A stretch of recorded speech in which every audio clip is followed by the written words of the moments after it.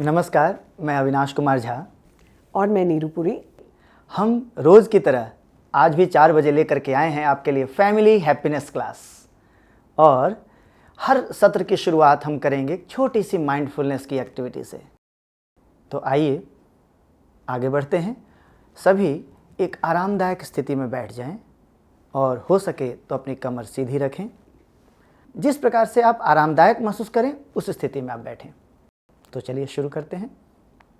एक लंबी गहरी सांस लेते हुए हम अपनी आंखें बंद कर लेंगे।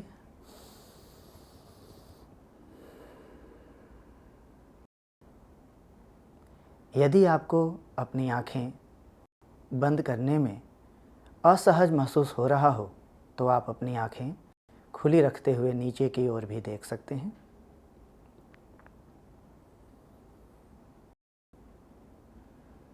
अब आप अपने वातावरण से आ रही आवाज़ों को सुनने का प्रयास करें, उन पर ध्यान दें।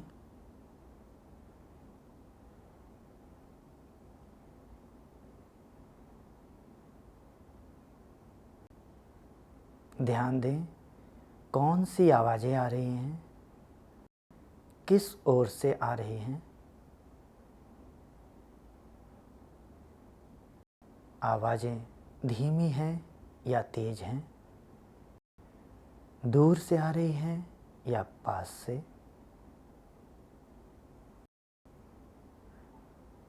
लगातार या रुक रुक कर।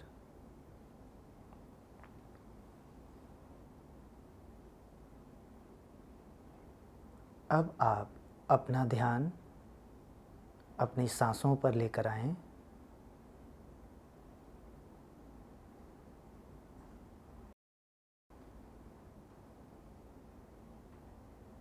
सांस का आना, सांस का जाना महसूस करें। सामान्य रूप से सांस लेते रहें।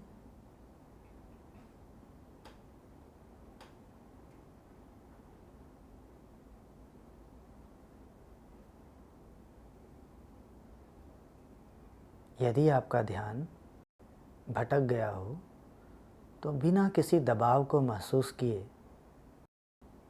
उसे वापस अपनी सांसों पर लेकर आएं।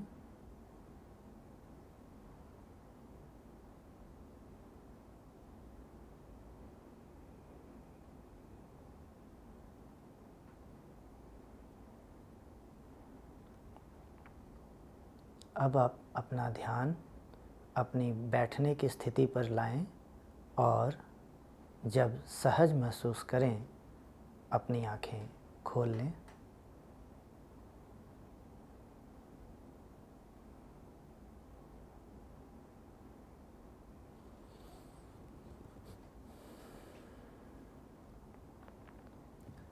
तो चलिए अपने सत्र को आगे बढ़ाते हैं और बढ़ते हैं कहानी की तरफ। तो अविनाश जी, कौन सी कहानी लाए हैं आज आप? ये भी एक छोटी सी कहानी है, रोज़मर्रा की ज़िंदगी में घटने वाली घटनाओं पर आधारित।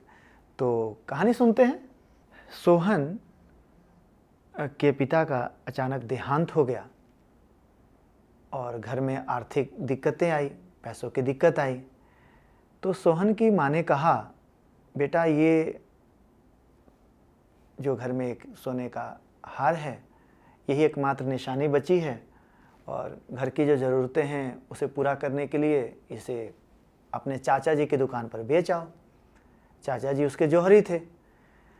तो सोहन हार लेकर के चाचा जी के दुकान पर पहुंचा। जब वहां पहुंचा और चाचा जी के सामने अपनी बात रखी कि चाचा जी इस हार को रख लीजिए और इसके जो पैसे बनते हैं मुझे दे दीजिए। चाचा जी ने कहा कि देखो सोहन, अभी तो बाज़ार मंदा है तो इसकी कोई ख़ास कीमत तो तुम्हें मिल नहीं पाएगी। तो एक काम करो, ये हार तुम अपने पास रखो, मेरे पास कुछ काम करने के लिए जुड़ जाओ। यानी मेरे यहाँ जो मुझे भी एक सहायक चाहिए, मुझे एक हेल्पर चाहिए ही, और एक भरोसेमंद व्यक्ति तुम जैसा मिल जाए मुझे तो इससे बढ़िया बात क्या होगी। तो सोहन ने उस दिन से उनके यहाँ काम करना शुरू कर दिया। कुछ दिन बीते, महीना बीता, सोहन ने काम करना सीख लिया था और मन लगा करके चाचा जी की मदद किया करता।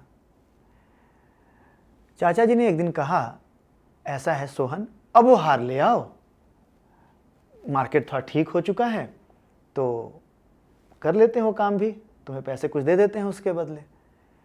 सोहन घर पहुंचा, उसने हार निकाला। जैसे ही उसने हार निकाला, हार देखते ही अचंभित हो गया, ये तो हार तो नकली है। सोहन को अजीब सा लगा, दौड़ते हुए वो दुकान पहुंचा और चाचा जी से कहा, चाचा जी आपको तो शायद उस दिन पता चल गया होगा कि हार नकली है, आपने उस दिन क्यों नहीं बताया?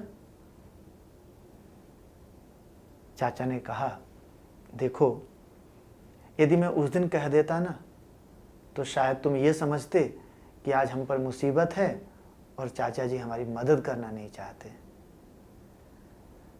तो अब तो तुम खुद ही पारखी हो गए हो और समझ गए। सोहन को बड़ा ही अच्छा लगा, बड़ी राहत मिली कि ऐसे चाचा जी उससे मिले थे। तो खैर बढ़ते हैं आगे और कुछ प्रश्नों को लेते हैं। ये तो सोहन की ज़िंदगी की कहानी थी। हमारे ज़िंदगी में क्या क्या कहानियाँ घट रही होती हैं, कौन कौन सी बातें हो रही होती हैं, उसे टटोलते हैं, उसे देखते हैं, है ना जी। तो आप भी तैयार हैं अगले प्रश्न के लिए और आप भी तैयार हैं? जी चलिए, तो कोशिश करेंगे। हाँ, बस वही कोशिश ही करना है। यहाँ कोई ऐसी बात नहीं है कि हर सवाल का जवाब हमारे पास हो ही, और ऐसी भी कोई बात नहीं है कि हर सवाल का जवाब देना ही है जी। जहाँ आप सहज महसूस करें, जहाँ आपको लगता है कि हाँ ये बात, ऐसी घटना मेरे साथ तो घटी है या मेरे ध्यान में तो आती है और मैं शेयर करना भी चाहता हूँ तो करूँ। ध्यान में आया पर शेयर करने का मन नहीं है तो करने की कोई आवश्यकता नहीं है। तो ठीक है, आप बिल्कुल फ्री महसूस करें, आप भी फ्री महसूस करें। और पहला प्रश्न लेते हैं, क्या सही गलत की पहचान खुद कर पाने से आपकी खुशी बढ़ती है? सही गलत की यदि आप पहचान खुद कर पाते हैं तो क्या उससे खुशी बढ़ती है? बात पहुंच रही है? कहना यह है कि कोई और बताए कि क्या सही और क्या गलत है। एक तो वो स्थिति हुई, और एक स्थिति ये हुई कि मुझे खुद पता है कैसे परखना है और मैं जानता हूं कि सही क्या है गलत क्या है। तो दोनों का अंतर कभी महसूस किया आपने? बताइए। मुझे ध्यान आ गया अचानक से जी। मैं पिछले करीब 33-34 साल से जी टीचिंग जॉब में हूँ और पिछले 15 साल से मैं अंग्रेज़ी पढ़ा रही हूँ। और मुझे ऐसा लगता था कि मैं बहुत अच्छी अंग्रेज़ी पढ़ा रही हूँ। अच्छा। मैं बहुत अच्छी टीचर हूँ। हाँ। और खैर मेहनत करके काम तो कर रही थी जी। लेकिन अब मुझे ऐसा लगता है, जब से मैं पिछले 4 साल से मेंटरशिप में प्रोग्राम में आई और बहुत सारी ट्रेनिंग्स हमने ली, तब मैंने अपने आप को इस चीज़ को देखने की कोशिश की कि जो मैं कर रही थी वो काफ़ी नहीं था एक्चुअली, और बहुत जगह कमी थी। तो वो मुझे कमी खुद को अपने आप को महसूस होने लगी। तो मुझे अच्छा लगता है कि मैं उसके ऊपर काम कर पाऊँ, अपनी कमियों को दूर कर पाऊँ। लेकिन अगर उस समय मुझे कोई टोक देता हाँ। और ये कह देता कि तुम अच्छी टीचर नहीं हो जी। तो शायद मुझे पसंद नहीं आता। बट मैं खुद जान पाई अपनी कमियों को जी। क्योंकि बहुत सारी ट्रेनिंग्स के दौरान बहुत सारी चीज़ें जब हम सीखते हैं तो अपने अंदर भी झांकने का मौका तो मिलता ही है। बढ़िया। तो मुझे अपनी कमियां पता चली। चलिए, तो आपने अपनी ज़िंदगी का एक उदाहरण दिया है। ऐसे ही आप भी कोशिश कीजिएगा कि अपनी ज़िंदगी के विभिन्न पलों को याद करें और ऐसे उदाहरण ढूंढें जहां आपको लगा कि जब भी आपने खुद ही कोई अपनी बात पकड़ी या कोई बात समझ में आई तो आपको कैसा लगा, और अच्छा लगे शेयर करना तो अपने परिवारजनों के साथ शेयर कीजिएगा, है ना। और मन करे कि हमसे शेयर करना है तो उसके लिए भी हम आपको इस सत्र के अंत में बताएंगे कि कैसे आप पहुंच सकते हैं। जी। तो अगला प्रश्न लेते हैं। अगला प्रश्न है, क्या कभी ऐसा हुआ जो आपने जैसा माना हुआ था वो बात वैसी नहीं थी, जब आपको ये पता चला तो आपको कैसा लगा, है ना, और पता चलने के बाद आपने क्या किया? कर दूं शेयरिंग इसकी भी? ये आपकी इच्छा है। वैसे तो देखिए, आप शेयर नहीं करेंगे तो भी हमारे बहुत सारे परिवारों में चर्चा शुरू हो चुकी होगी। अगर हमारे पास समय है जी तो मैं शेयरिंग कर देती हूँ यहाँ से। जी। मैंने बहुत लोगों के मुंह से ऐसा सुना कि जब रिटायर हो जाते हैं तो जीवन जो है वो ऐसा हो जाता है कि अच्छा नहीं लगेगा, आप बीमार हो जाएंगे क्योंकि आप सारा दिन घर में हैं। जी। और मैं सोचती थी कि मेरी रिटायरमेंट भी नज़दीक है और मैं ये सोचती थी कि जाने क्या होगा रिटायरमेंट के बाद। लेकिन कोरोना ने बता दिया कि आप घर बैठे हैं, रिटायर तो नहीं है पर घर बैठे हैं और कैसे बिजी रह सकते हैं। मैंने ये पिछले कुछ दिनों में समझ लिया जी। कि जब मैं घर भी बैठ जाऊंगी, जब मैं रिटायर हो जाऊंगी, तो भी कैसे मैं अपने आप को बिजी रख सकती हूँ और इस विचार से मुक्त हो सकती हूँ कि मैं रिटायर्ड हूँ।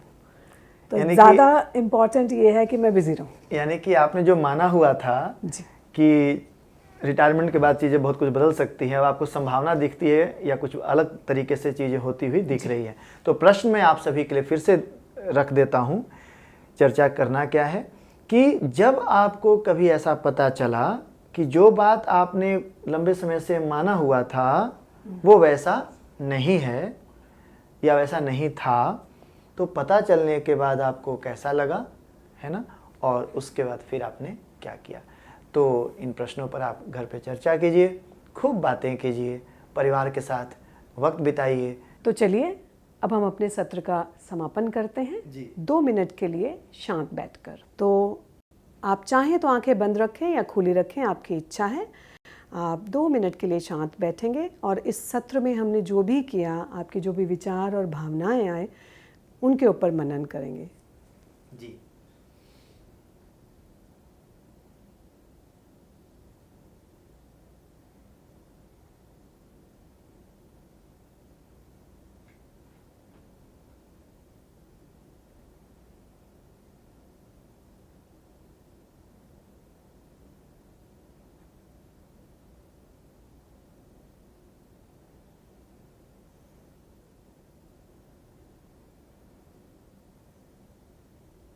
जाने से पहले आपको याद दिला दें कि जो भी आपके अनुभव हैं, यदि आप हमसे साझा करना चाहते हैं तो हैप्पीनेस दिल्ली के फेसबुक और ट्विटर अकाउंट पर जा करके हमें बता सकते हैं।